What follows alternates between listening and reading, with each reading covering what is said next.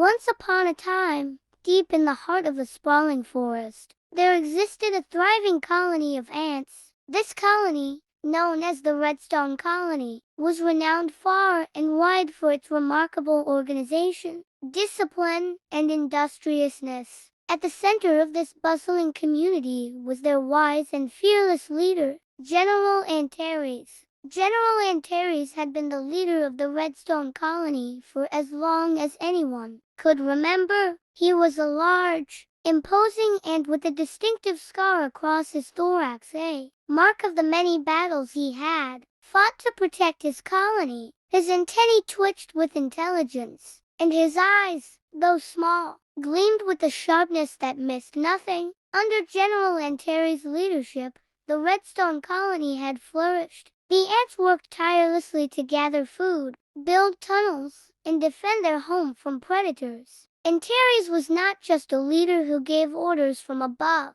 He worked alongside his soldiers, inspiring them with his dedication and courage. One summer, a great drought struck the forest. The rivers dried up, and the plants withered under the relentless sun. The once plentiful food supply dwindled, and the colony faced a dire situation. Antares knew that if they did not find a new source of food soon, his colony would perish. After consulting with his most trusted advisors, General Antares made a bold decision. He would lead an expedition to the far side of the forest, where it was said that a legendary tree bearing golden fruit stood. The journey would be long and perilous, but Antares was determined to save his colony. The next morning, General Antares assembled his bravest soldiers and set out on the expedition. They marched through the scorched forest, facing countless dangers, rampaging beetles, treacherous terrain, and even the shadow of a ravenous bird. But through it all, Antares led his ants with unwavering resolve, his antennae always sensing the path forward. After days of arduous travel,